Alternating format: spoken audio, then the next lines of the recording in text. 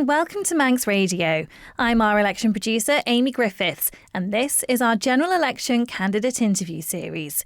In the weeks leading up to Thursday the 24th of September, we're giving all the candidates the opportunity to take part in a 30-minute interview, where we can find out a bit more about who they are and what they're standing for.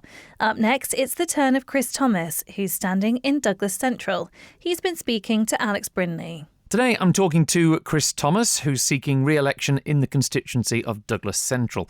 First elected to the House of Keys as an MHK in 2013 and re-elected in 2016 and 2021. Now, Chris, looking back at your 2021 manifesto, you asked voters to judge you on policy, capability and record.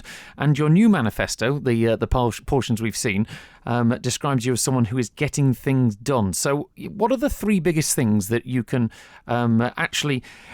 demonstrably you've improved for people on the Isle of Man because Chris Thomas has been in MHK? I don't think we should think of me only as being about what I've achieved, but how I've helped other people achieve things. But to answer your question straight, it was pretty impressive, I think, to come in and raise the personal tax allowance by the largest amount possible and get Treasury and then Council Ministers to accept that in the first week and then Tynwald a few weeks later. Secondly, I do think that culture is in a much better place because of 10 years of my being director of Culture Vannin. And thirdly, I do think we've now got a really incredibly solid basis to make the long-needed, long-awaited improvements to housing, infrastructure, lifeline transport services, energy and so much more. We're going to get to housing in a moment, but there's something striking when you put your two manifestos side by side, that there are a number of promises appearing again and again. In 2021, you promised affordable housing, rates reform, a more productive public service. 5 years later, the manifesto says more affordable housing, rates reform, a more productive public service. You know, why have voters been asked to vote for the same things again that you didn't do the first time? But you will remember, and the voters will remember, that I stayed out of government in 2021 and joined again at strategic points to make the contribution I could make, and that was because there were fundamentally different views in the government between key ministers. So on rates reform, one of the candidates for Chief Minister said they were going to reform it within 100 days. The other one more or less said over my dead body. So there was no chance for rates reform. We do need now to do rates reform, and very recently GARF commissioners have reminded everybody of the Thomas plan from 2019, which is on the table and needs to be executed and can deal with things like the Northern Civic Amenity site. In terms of housing, I don't think we made very much progress. I think others would disagree, and they would say what was passed in July Tynwald was profound, and they would say that the objective assessment of housing need is important. I would disagree with both of those things. We still need to go back, and I believe that we need to allow people to buy their own homes, principally, and also to make sure we have adequate social housing. We also need to deal with the standard and availability of housing, and so that's still work in progress. And I think, what was the last one you mentioned? There was a more productive public service. And in terms of the more productive service, I deal with that in my manifesto, and here now, very completely, I'm looking for smaller, smarter, smoother government. Basically, lots of the things that we were working on in the first part of this decade got put on hold, but now Treasury particularly has come back to put them there. So, for instance, priority-based budgeting, for instance, looking at the way that we manage properties so that we can save up to £10 million in rent and other expenses. For instance, in terms of HR, by holding back roles and assessing each of them for validity. So yeah, the last government let us down, and that's why I didn't join it. But when the Chief Minister needed me, I came back. Well, you say there, you're blaming government. You've been in MHK throughout the last 5 years. My point here is that a simple interpretation is that a lot of what you promised before didn't get delivered. So you're making the same promises again. You've been an MHK, a minister, chairman of the Housing Communities Board. You're now Treasury Minister. At what point does government's record become your record from the point of view of the voters? I'm responsible for my whole 13 years as an MHK, but I've been a minister for just over a year and a half or so in the last 5 years of government. I could have achieved much more if I'd been a key minister. The last government could have achieved much more if it hadn't fudged. So are you basically saying that a vote for an MHK is of no value unless they're a minister? I'm not saying that, because I've achieved a great deal. I've cleaned up the energy strategy. I've cleaned up many other strategies, transport and the like, of steam packet wire, a backbencher. You can achieve a great deal as a backbencher, but you can deliver in the sense that you've got greater access to control where funds are spent and how law is changed if you're a government minister. And I do hope to work with like-minded people to really achieve what we need to achieve to address the real challenges that we have next time. You brought it up there. Your headline promise is smaller, smarter, smoother government. You say that government should cost less, promise workforce controls, recruitment restraint, removing redundant roles. You've been talking about public sector reform for years. Why isn't government already smaller? That's the second time you've mentioned that. So, but in essence, we have needed to do priority-based budgeting, and that's something I've allowed Treasury officers to work with officers around government on as a priority in the last 6 months, and we will be able to present to new arriving MHKs options about what they can choose to deliver more of, but also less of. As I've said, we've got the beginnings with a small amount of success in terms of efficiency at the end of this administration, and there's lots more that could be done that I've specified very precisely in my manifesto. But we go back to the fact that I wasn't in the Council of Ministers for more than a quarter or a third of the last government, and the last government I've described previously as being disastrous, and I can't take back those words, but we need to do better next time. Well, your manifesto says many millions can be saved. How many? Give us a target. What's your target? What's the figure? I do think there are hundreds of roles, transition teams, transformation teams. What's your target figure? Millions. You says many millions. 5 million, 20 million, 50 million? What's the target? Well, this last government aimed for 10 million in a year and much more than that. But in essence, even just keeping the budget at 1.5 billion would be an achievement, because we've got great inflation at the moment, and we've got so much backlog that needs to be done. So, for instance, we've got hundreds of millions of infrastructure that needs maintenance and needs to be renewed, and we've got deficiencies in healthcare, housing, where we'll need funds. So, but you're making a promise in your manifesto to save tens, many millions, to save tens of millions each year. Okay. How many jobs do you envisage disappearing through removing what you call redundant roles? I do believe there are hundreds of jobs, 300 or 400 of jobs that can be of roles that can be made redundant, and I've given you some examples of some. Would that be compulsory redundancies? I hope not. One of the things that we've got, in fact, it's an opportunity we've got an ageing workforce, and I hope natural tendencies can be used to.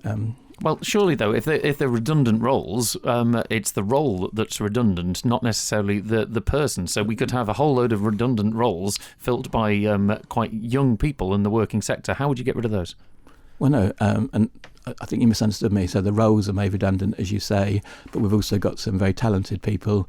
I hate to use this phrase, but shoes that previously been worn by somebody else can be worn by new people. And I do say in my manifesto very clearly that civil servants, public servants more generally, have been buffeted by changing politicians and by public cries of disappointment, and I do hope that we can work with the public service despite those roles becoming redundant to reinvigorate the public service. That's what we need anyhow.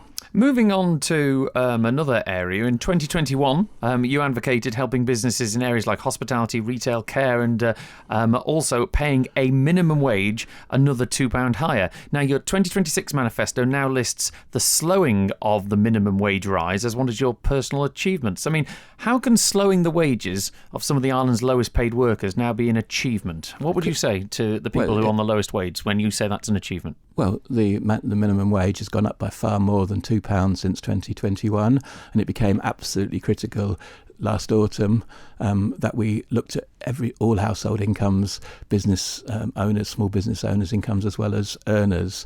We looked at those just above minimum wage as well as minimum wage. We looked at those receiving social security payments, and so therefore we rebalanced economic growth and the benefits of economic growth during this last winter, and that's what I'm getting into in that place.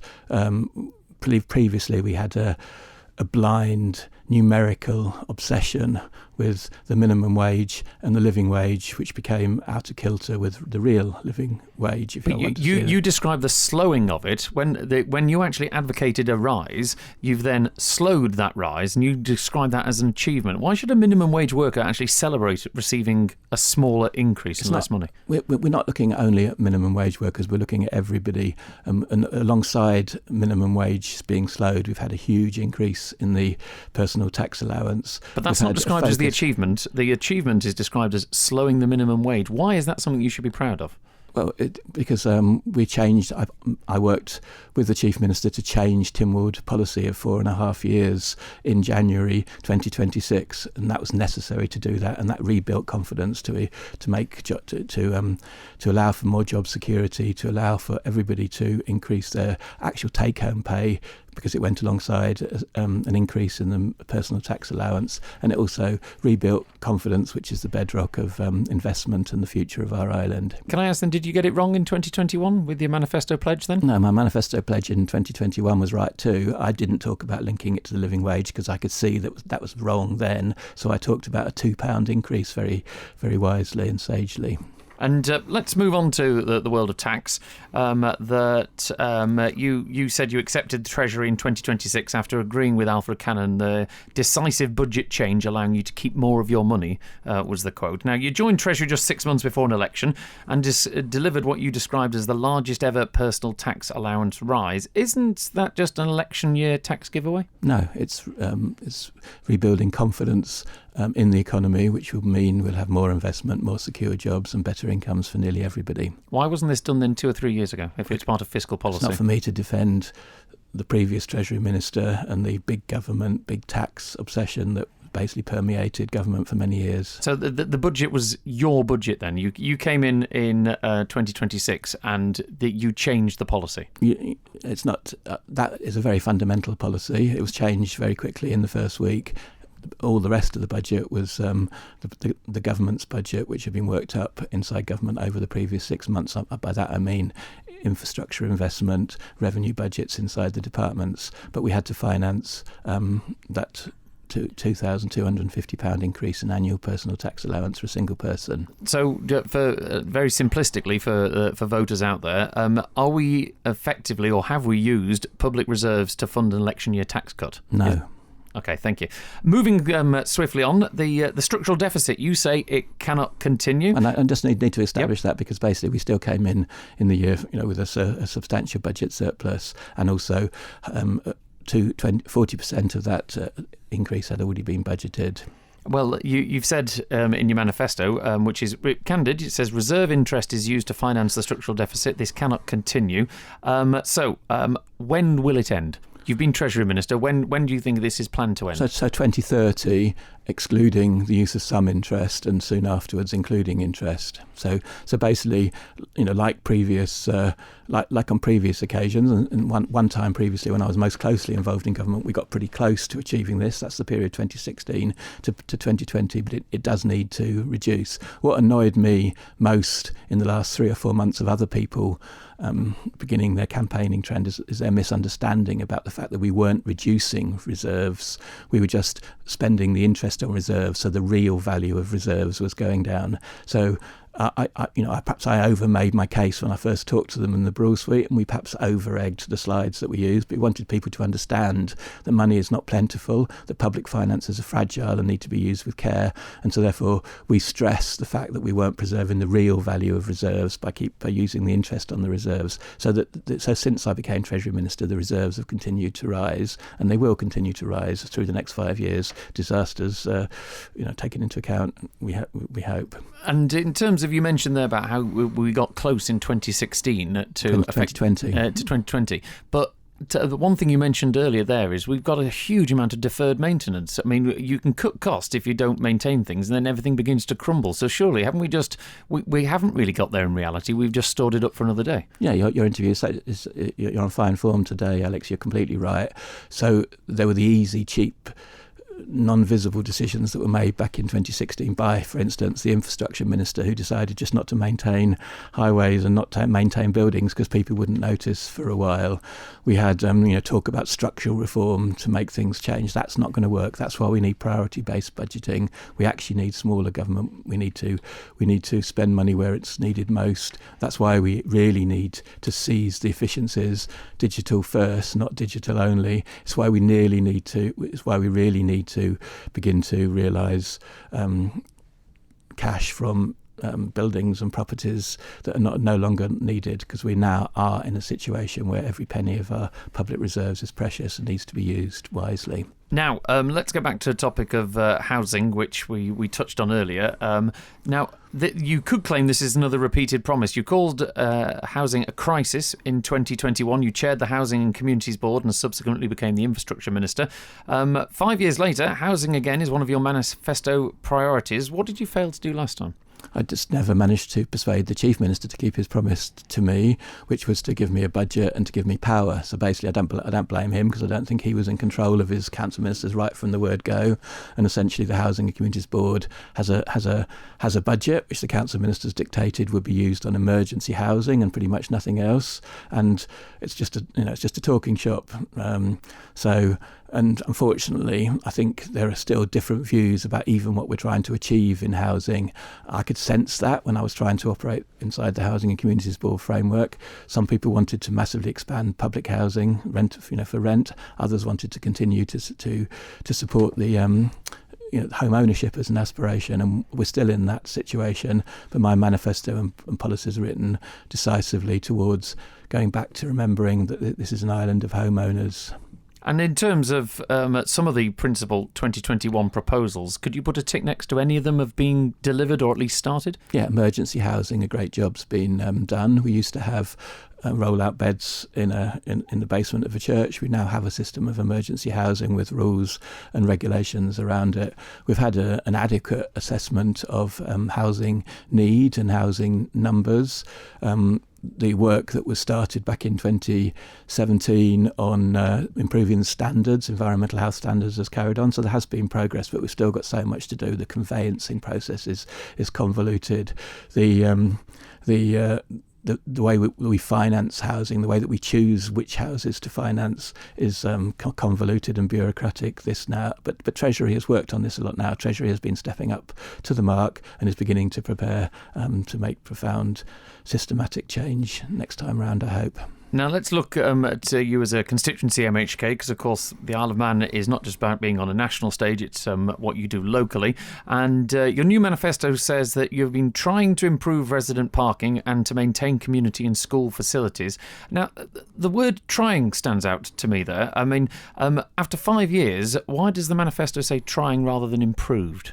Well, because we've still got the threat in part of the constituency of a massive overdevelopment of the site, which Manx Development Corporation want to occupy with a Westmoreland Village, 170 apartments from Westmoreland Village without their own parking.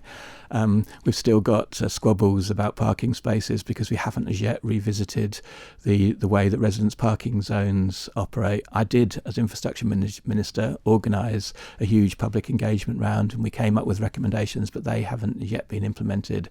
So unfortunately, subsequent to my time, we got dragged off into sign-only 20 mile per hour process, and that hasn't really made a difference because there doesn't seem to be any enforcement, and the situation is roughly the same as it was before, except there are lots of 20 mile per hour signs around. In terms of community facilities, we've still got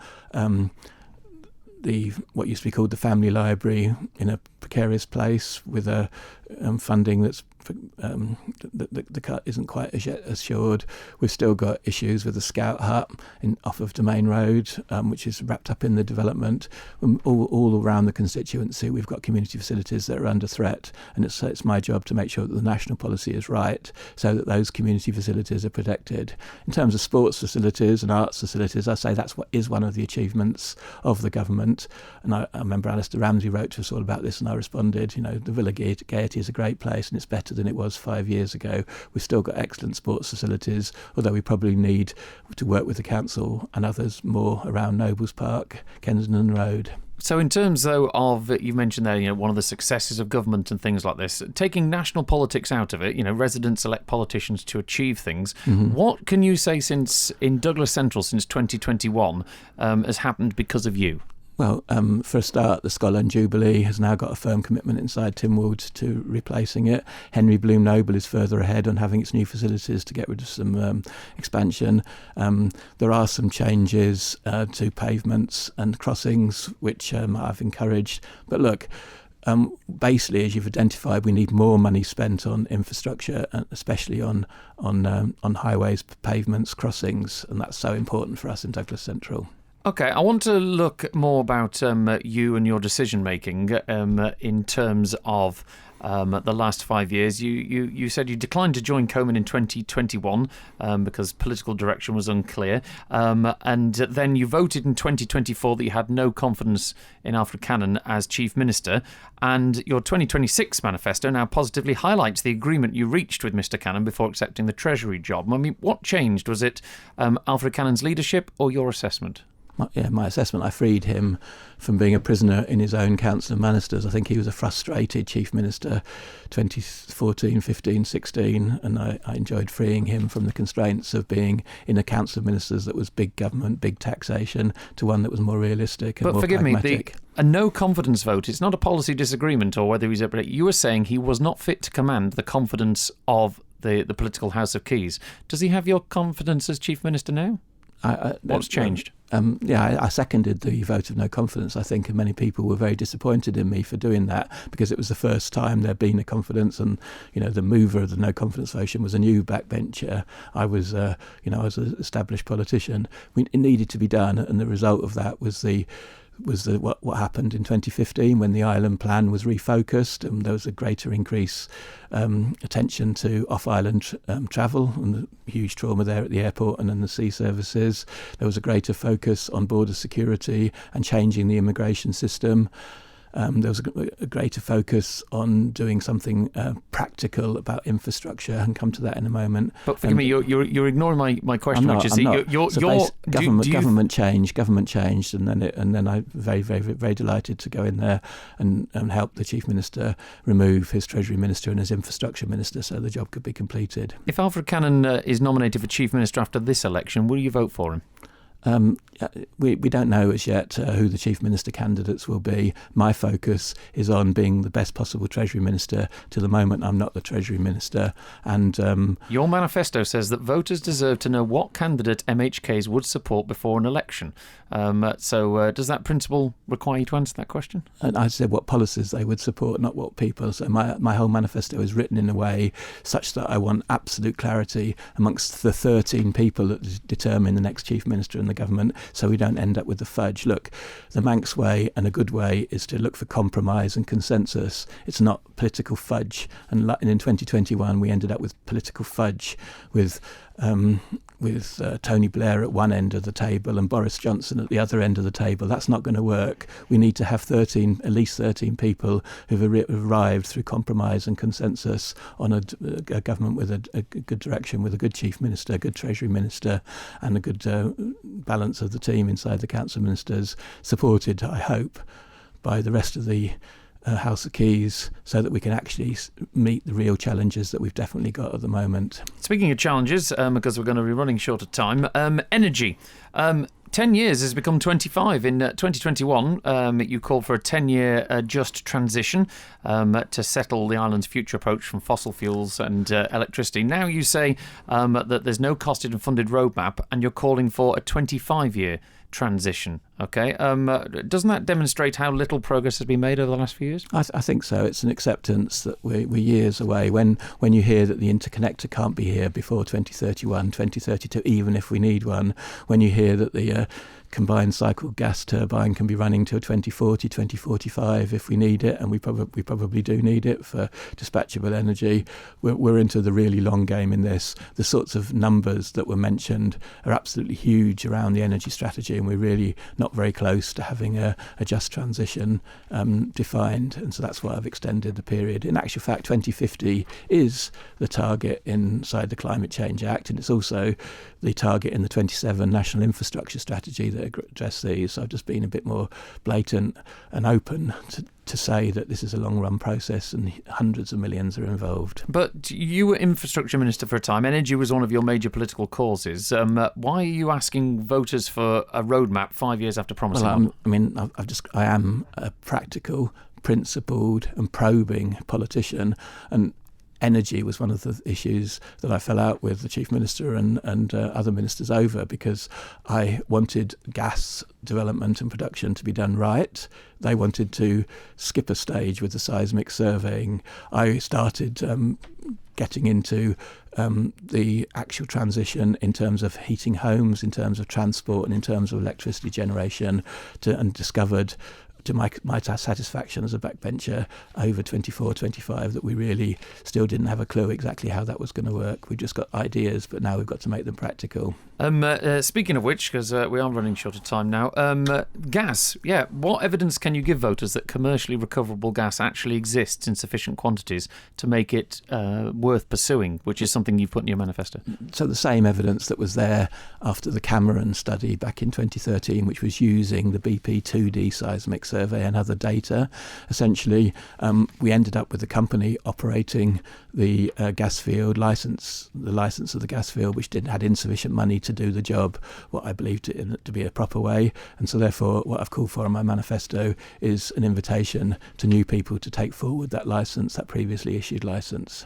And finally, why should voters believe that if we were doing this interview again in 2031, it won't involve us sitting here asking why lots of these topics are in your manifesto for a third time? Well, I'd like to think that interviewers have been, so those listening have been hearing the things I've said and which have demonstrated, despite your very penetrating and pertinent questions, a great deal of achievement, such that I am a practical, getting things done politician. And what's failed me and them is the political system, whereby we ended up with a fudge island plan, which I didn't vote for in 2022, and a overly compromised council of ministers that wanted to go in different directions. Look, the way I treat it is a principled way. I stood my ground on gas and paid the consequences. I didn't calculate for months and months and months how to cause the maximum damage to the council of ministers when I supposedly resigned.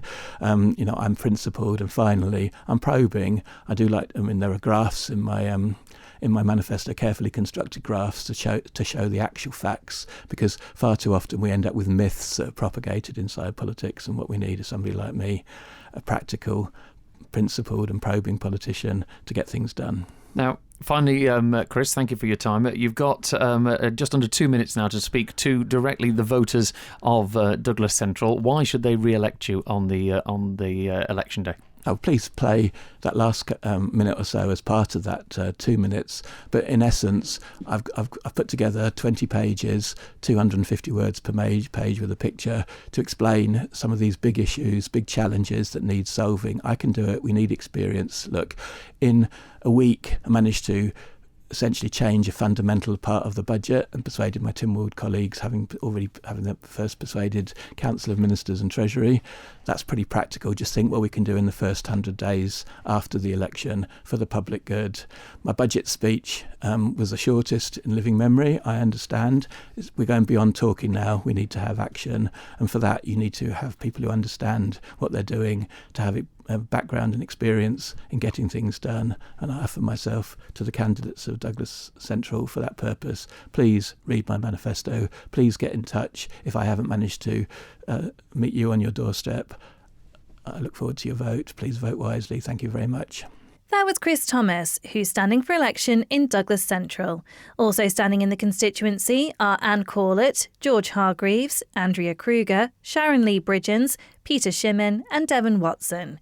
You can listen back to this interview along with all the others recorded as part of this series shortly after broadcast from your usual podcast provider. And for everything you need to know about the general election, just head to manxradio.com, where you can find our dedicated election website.